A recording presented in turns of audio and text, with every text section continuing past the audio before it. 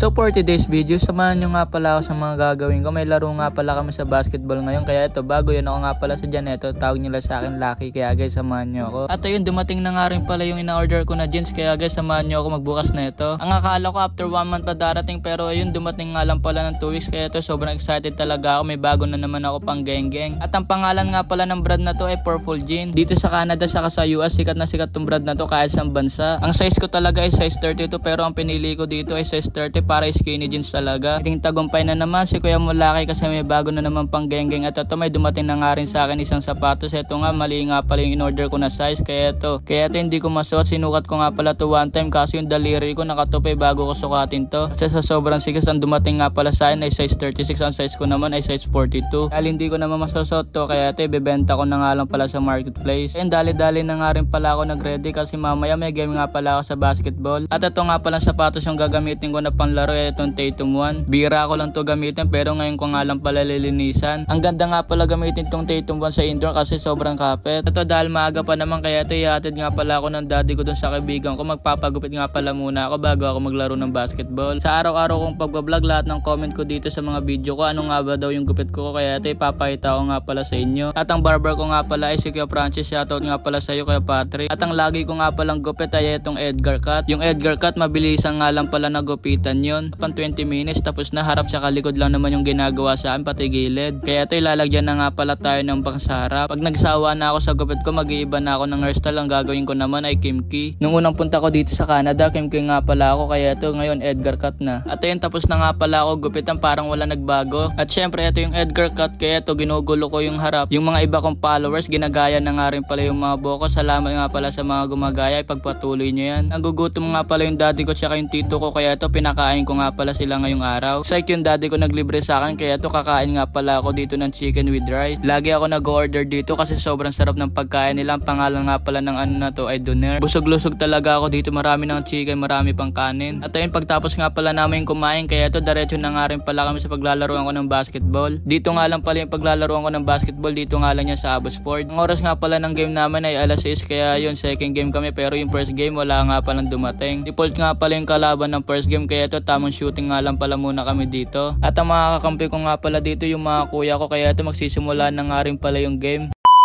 Kurt pa rin niya, pinasa kay Kuya Dramatic yan wala kaya yung kabado si Kuya Ken dito kaya babawi daw sa next live. At ayun buti nila nandito si Kuya Patrick Mapalo Matic yan, ilista muna yan, easy 3 points yan. Kapag nanalo nga pala kami dito nasa semifinals na nga pala kami next game. At ang score nga pala dito ay 7-4 lamang nga pala kami dyan. Tapos na nga rin pala yung 5 minutes dyan kaya ito change 5 na nga pala. Benedict nagdadala ng bola tumatakbo ipinasa kay Janeto Matic yan, easy 2 points yan, ilista muna yan Lucky. Kakapasok ko lang naka easy 2 points kagad tayo dito. Lucky nagdadala ng bola dribble ganito ako kabilis kaya ito ipapasa ko muna kasi baka mamaya pag tira ko ng 3 baka lalo silang bumilib kaya ito pinasa ko na lang. Benedict ipinasa kay Lucky, makikita nyo Pinoy step, sayang to, easy 2 points sana kasi ilista mo na yung patago. Bawi ka na lang next live. Lucky nakakuha uli ng bola, Lucky tumira ng 2 at ayun wala talaga, hindi talaga sa ating pinagpalad. Benedict ipinasa kay Miguel Matic yan, easy 2 points yan, ilista mo na yan Medina. At hindi pa pala tapos dito sa Medina, wala sa una talaga yung bumawi ng pangalawa Matic yan, easy 2 points yan. Ang score nga pala ay 16-6 lamang nga pala kami ng 10. Gusto nyo ba makilala yung shooter ng Abosport Matic yan, easy 2 points yan para kay Kuya John Ray. Mga last carry talaga yung galawan. At ayun panalo nga pala kami dito guys kaya ito pasok nga pala kami sa semifinals. Medyo mahirapan nga pala kami makakalaban namin sa finals kaya guys tutok lang kayo dito sa mga vlog ko. Hanggang dito na lang, don't forget follow and share. Thank you for watching, bye.